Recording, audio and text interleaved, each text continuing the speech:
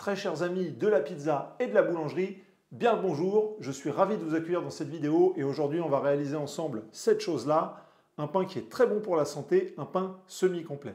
Pourquoi est-ce que ce pain est bon pour la santé? Deux choses. La première, c'est qu'on va utiliser une farine complète qui est une farine qui est extrêmement peu transformée et qui contient tous les minéraux, tous les bienfaits de la farine et ça va vraiment être un plus par rapport aux farines blanches que l'on utilise d'habitude. Deuxième chose, ce pain, on va l'utiliser, on va le faire fermenter uniquement avec du levain naturel. Si vous ne savez pas faire du levain, je vous mets une petite vidéo ici en haut à droite qui vous permet de le réaliser parce qu'un des prérequis de la recette, c'est d'avoir un levain qui soit rafraîchi, un levain qui soit actif pour pouvoir mettre en route la fermentation. C'est un pain que vous allez pouvoir réaliser avec votre four ménager. Vous allez avoir besoin d'une pierre réfractaire, mais si vous avez une pierre réfractaire que vous utilisez pour faire la pizza d'habitude, vous allez pouvoir faire ce pain-là sans aucun souci. Avant de commencer, je vous demande s'il vous plaît de bien vouloir mettre un petit pouce bleu, de vous abonner à la chaîne si ce n'est pas déjà fait. Vous savez, ça m'aide vraiment énormément à la faire grandir et c'est super important. Une dernière précision et ensuite on passe à la recette. Souvent des personnes trouvent que le pain 100% complet c'est un petit peu trop rustique, a un goût qui est peut-être un petit peu difficile. Et bien là vous allez le voir, on va le couper avec une farine qui est un petit peu plus blanche et on va pouvoir donner à ce pain une mie qui est moelleuse, une saveur vraiment qui est excellente et c'est un pain que personnellement je consomme quasiment au quotidien et qui vous permet de l'utiliser au petit déjeuner. Vous pouvez vous faire des tartines grillées avec, vous pouvez manger du fromage avec, vous pouvez vous faire des sandwichs et en plus c'est un pain que vous allez pouvoir digérer super facilement avec vraiment cette odeur un petit peu de levain derrière. Bref, moi personnellement j'adore, je fais cette recette hyper souvent et j'espère qu'elle va vous plaire. Allez, j'arrête de blablater et on passe tout de suite à la liste des ingrédients. Pour réaliser deux pains semi-complets, il va me falloir de la farine T150, de la farine intégrale. J'utilise ici une farine de la marque Selnat que l'on trouve très facilement dans les magasins bio. Ce qui est important, ce n'est pas vraiment la marque, c'est vraiment que vous preniez la farine intégrale en biologique. La farine intégrale, s'il vous plaît, prenez-la toujours en biologique.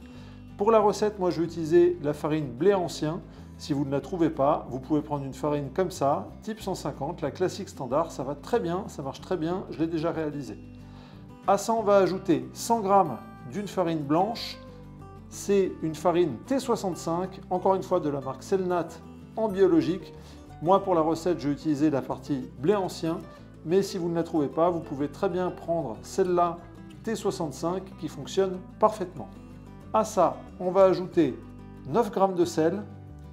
Pour l'eau, vous pouvez aller de 350 jusqu'à 400 g d'eau si vous êtes un petit peu joueur. Là, on va taper entre les deux. Et on va utiliser 100 g de levain, le levain rafraîchi.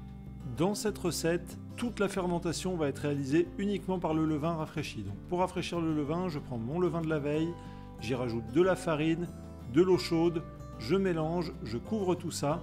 Et après environ 3 à 5 heures, on va dire, on va voir que le levain a levé, il est rafraîchi, les bactéries sont pleinement actives et il est prêt à être utilisé. J'ai failli les oublier, mais c'est pas très grave car elles sont optionnelles. Vous pouvez rajouter, si vous en avez ou si vous en avez envie, des graines comme ça dans votre pâte. On verra comment le faire lors de la confection. Moi, en l'occurrence, je vais ajouter des graines de lin brun et des graines de sésame complet grillées, mais vous pouvez ajouter les mélanges de graines vraiment qui vous plaisent. On commence par verser l'intégralité de toutes les farines. On fait tourner pour que ça mélange à basse vitesse. J'ajoute le sel, l'intégralité du sel. On mélange. J'ajoute ensuite les 100 g de levain rafraîchi. On relance le pétrin pour commencer à mélanger. Je suis à la vitesse la plus basse et je vais verser l'eau. Je vais verser environ 90% de mon eau. J'y vais doucement comme ça pour que la farine ait le temps de le boire.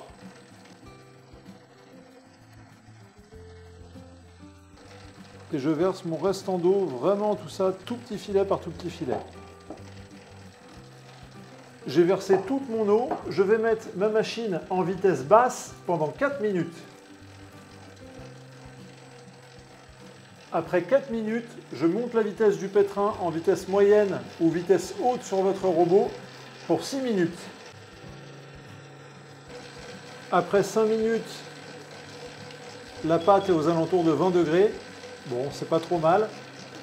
Ce que je vais faire, c'est que je vais réduire la machine à la vitesse minimale. Et si vous avez des graines optionnelles, c'est à ce moment-là qu'il faut les mettre. Donc on saupoudre gentiment au-dessus de la pâte. Et on va laisser la machine comme ça à la vitesse la plus lente pendant 1 minute. Après 1 minute, la pâte est prête. Main humide, on prend la pâte et on la coupe.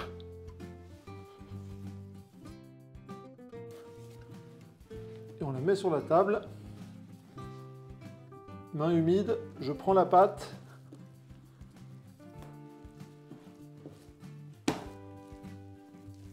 Et je la rabats.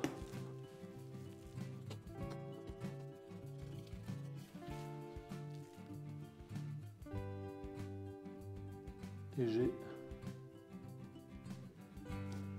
une belle boule de pâte. Je prends un contenant, boule de pâte à l'intérieur, et on filme de manière hermétique. Au repos à température ambiante pendant 8 à 14 heures.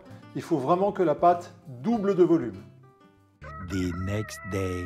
Si tout se déroule normalement et que votre levain a été bien rafraîchi, vous devriez voir une pâte qui a complètement gonflé et avec tous les trous qui sont liés à la fermentation, on va pouvoir passer au façonnage.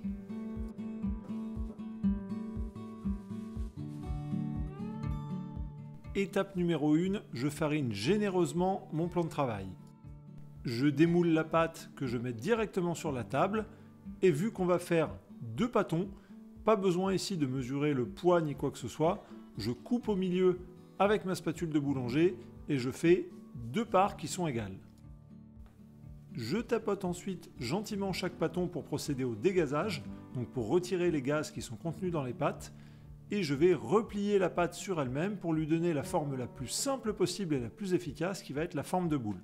Je prends la pâte, je la replie sur elle-même, j'appuie pour la coller et je répète cette opération jusqu'à ce que j'obtienne la forme la plus simple possible, une forme de boule. Je transvase ensuite cette boule dans un linge qui peut être humide pour éviter que la boule ne sèche, sinon vous pouvez utiliser une autre technique comme je fais moi, à savoir que vous fermez la boule dans le linge, dans une caisse à pâtons, et comme ça quand vous allez fermer la caisse à pâtons, vous avez une double sécurité, vous êtes sûr que l'air ne va pas rentrer. Répétez la même opération à l'identique, et ensuite on va compter un chrono de 45 minutes. Au bout de 45 minutes, on va mettre son four en chauffe à une température de 250 degrés, et on va encore lancer son chrono pendant une demi-heure à 45 nouvelles minutes, le temps que le four soit à température. A few moments later. Le four est chaud, je sors du papier cuisson et je renverse ma boule de pâte directement sur le papier cuisson. Je prends ensuite les ciseaux et je viens découper autour de ma boule de pâte. Vous allez voir, ça va me faciliter la vie lors de l'enfournement. Il se peut qu'à l'endroit où il y avait les soudures, vous voyez qu'elles apparaissent, qu'elles craquellent un petit peu, c'est pas très grave. On va venir en quelque sorte cacher un petit peu la misère avec la scarification. Prenez une lame qui est vraiment bien coupante et on va venir scarifier notre pain, on va faire une forme de croix, vraiment simple et efficace, aucune difficulté de ce côté-là. Rappelez-vous, quand on scarifie notre pain, on va l'enfourner juste derrière, donc c'est vraiment une étape que vous devez faire impérativement avec le four à température. Allez, c'est parti, on enfourne nos 2 magnifiques pains, j'ai hâte de vous montrer le résultat. Chose toujours super importante, je vous rappelle, une pierre réfractaire à température et on rajoute de l'eau. Moi je le fais avec un petit biberon comme ça directement sur la pierre pour provoquer de la vapeur, de l'humidité directement dans le four, c'est super important. Vous pouvez donc passer ce temps à regarder votre pain gonfler et ça va vraiment vous donner l'eau à la bouche. Il y a des odeurs qui sortent du four absolument terribles.